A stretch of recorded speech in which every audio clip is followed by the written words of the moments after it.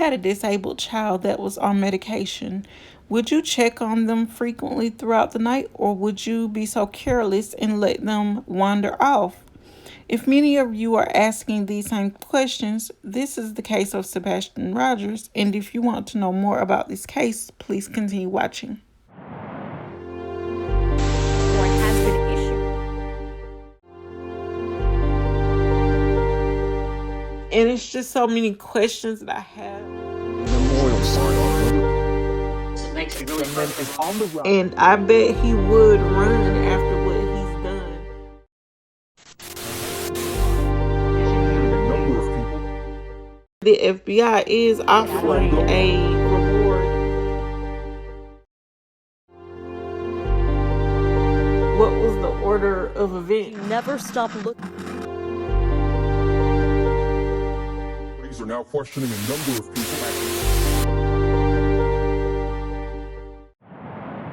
I know that as a kid, when I would cough wrong, my mother, she was coming to see what was going on, especially if she heard a thump and she thought I had fallen. She was coming running full speed, okay? And I don't understand what happened to Sebastian that night where his mother says that she heard a thump. I don't know if she got up to go check on him, but it does not seem like she did. She said she asked him, had he fallen out of bed? He said, no, ma'am. And she said, whatever you're doing in there, I don't care. Knock it off and go to bed. Now, I don't know how many people do that to their children, but my mother, she wasn't the type of person to do that. She was checking on everybody, especially if she heard something where she thought somebody had fallen. She's checking, okay? I don't know if his mother did this. I don't know if she thought to do it or what have you, but she says that that was the last time she heard anything from him or seen him. And then when she went to wake him up for school, he wasn't there. Now, Sebastian's father says that Sebastian has a fear of fire ants that stemmed from an incident when he was a child, which, like most of us, if you've played outside when you're a child, chances are you've gotten bitten by fire ants, you've been stung by a bee or something of the sort. Now, his father says that he stepped into what he thought was a pile of dirt, but unfortunately it was a bed of fire ants. And ever since then, he does not like to walk outside without shoes on, and I can understand that fear. And so this makes me scratch my head a little bit when his mother is interviewed and she says that all of his shoes are still at the house. Now, my question would be, are the clothes that he was seen wearing that night at Texas Roadhouse or whatever steakhouse they went to, if those clothes are accounted for? Now, I also wonder, which of the two of them had the military training? Was it Chris Proudfoot or his mother, Katie Proudfoot? I think if memory serves me correctly, it might be the dad, or excuse me, the stepdad, because Chris Proudfoot is a stepfather, and Seth Rogers is the biological dad. And another thing, when it comes to things like that, I've seen pictures of them with animals like dogs and things of that nature. I've seen a picture or two of him and his mother, but I have yet to see a picture of Sebastian and Chris. Now, you mean to tell me you've been in this boy's life all this time and you don't have a picture or something sitting next to him at a dinner table, at a party, or a family gathering? I mean, I haven't seen those, so if they exist, that would be very interesting to see. And also, Chris Proudfoot made a statement and said that he swat Sebastian on the behind through his clothes with the belt once, and that was it. I don't believe that, because I don't know any parent if they discipline their children in that way, who are just going to use one swat for, especially for a 15-year-old, they're not even going to feel that. And if it's through their clothes, they're really not going to feel it. So I just don't understand how he can say that when his ex-wife Nina said that when their daughter was younger, he backhanded her in the mouth and her mouth started to bleed because she had braces at the time. Now, mind you, he supposedly backhands her in the mouth while she has braces, causes her lips to bleed, and this is when she was younger, but you swat Sebastian on the bottom one time over his clothing with the belt.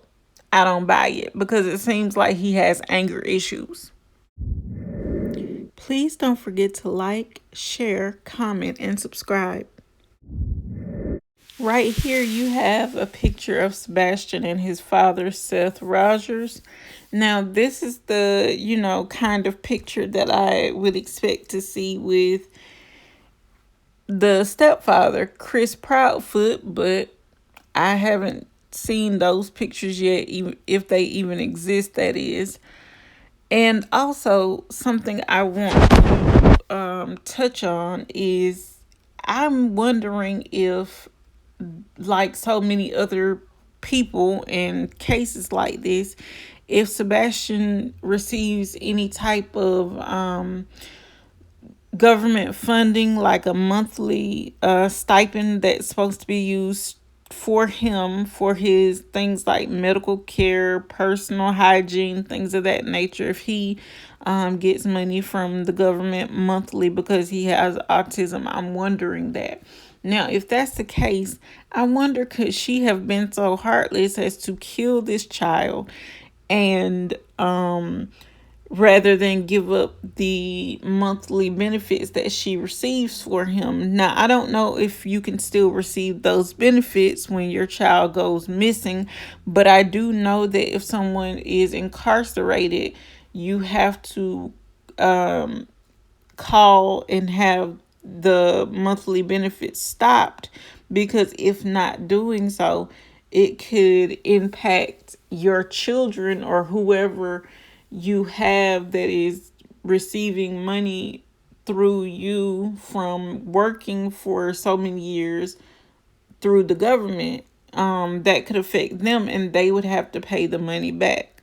So I wonder if she killed him just to keep these funds, because mind you, Sebastian was supposed to go and stay with his father when school let out for the summer. I'm not sure if this is for a couple of months or for a little while, but it was so that I guess either one of them or both of them could get their life on track, because he didn't say specifically why Sebastian was coming to stay with him.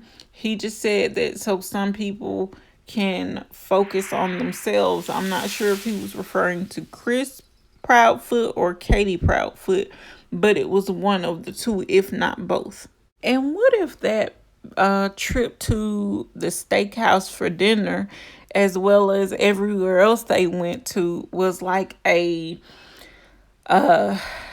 hate to say it, but kind of like a last meal or last hurrah before they did what they did, or before what happened. Because let's be real, some parents do that. And I wonder if she decided to do that and, because she knew that he was going to live with his father when school let out, and she didn't want to lose those monthly incomes. Also, this kind of reminds me of the case of the guy. He is, I think, 21, 22 now. But at the time he went missing, I think he was like 14 or 15. His first name is Rudy. I can't remember his last name right now. But his mother, she reported him missing. But she kept him locked up for all those years, and she was doing things to him while he was locked up, like plying him with medication to keep him in a sedated state to where he couldn't really run away or function properly without her. I'm wondering if this is the same thing, because nobody's seen him. There is no body. And he's been missing since February 25th. So if he just ran away, chances are he'd be found by now. And I kind of wonder something about him not taking any of his shoes.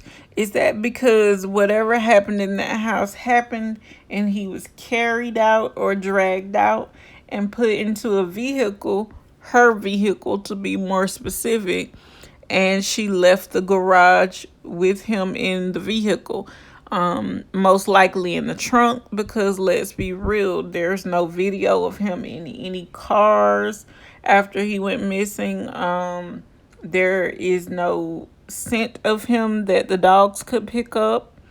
So I'm wondering, how did he leave the house if he had on no shoes? And we know he has a fear of fire ants. He did not take any snacks, so I don't believe he left on his own free will. He didn't have his medication. Yet again, I don't believe he left on his own free will. But as many people have said since this case has started, we have more questions than we do answers.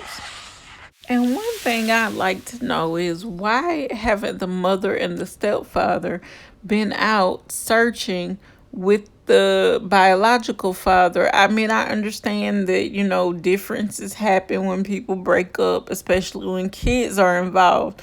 But your child is missing, and you as a mother should be out there searching right along with the father, and the stepfather, he should be out there too, which believes me to think that the mother, she knows more than she's saying, because she was supposedly the only one home with him that night while the father was somewhere in another place, like 4 hours away or a couple of hours away, working. Now, I don't know if that's true. I don't know if he took a break, came home, and that's when whatever happened. I don't know. But I am wondering if the police have gone through that house with a fine-tooth comb, which I'm pretty sure they haven't, because they don't suspect foul play. I'm wondering if they have even used the slightest bit of luminol to detect blood, because the dad, he made a comment about the house the last time he was there, it being spotless, everything except for Sebastian's room. Now, my thing is, why is, you not saying that he's like a 2-year-old, so of course you're not going to have toys everywhere, but, why is the house so spotless, and is it always that spotless? And, was the house still that spotless, or even more so after Sebastian went missing? Because I don't have any kids, but I can tell you, as someone who's wanted kids for a long time, if my child ever went missing, I'm going to be out there looking. And when I'm not, and it's nighttime and I can't go out and look, I'm going to be on the floor in a ball. I'd probably be in a ball crying somewhere while we're trying to search. But that's just me. And I hate to even think this way, but what if they got rid of Sebastian because they thought it might hinder Chris's chance of getting his daughter, Faith, to come live with them, and they felt like he was this one little blip on the radar of them having a picture perfect family, or what they consider picture perfect. So they decided to get rid of the quote unquote problem or the burden of him, and to try to bring her into the home as their child. I hate to think that, but you know, you have to look at every possible angle that you can think of, even something that might sound absurd at this point.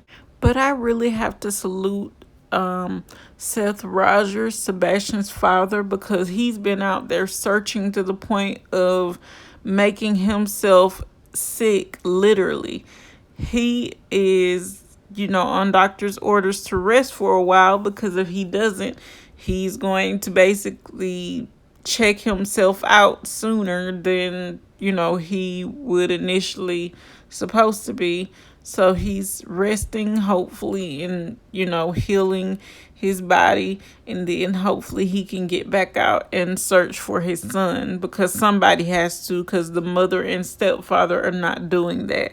So I salute Seth Rogers, and I hope Sebastian can be found and brought home to his father, someone who really and truly cares about him. But as always, guys, I'll leave all of the information, like where you can call to leave a tip, down in the description box below. And I will also leave a missing flyer, the link to his missing flyer, down in the comment section below. And if you can, please print these flyers out and post them any and everywhere that you possibly can, because that will help his father find him sooner and bring him home. But unfortunately, guys, that brings me to the end of today's video. If you liked today's video, please don't forget to leave me a thumbs up. Don't forget to leave me a comment down the comment section below.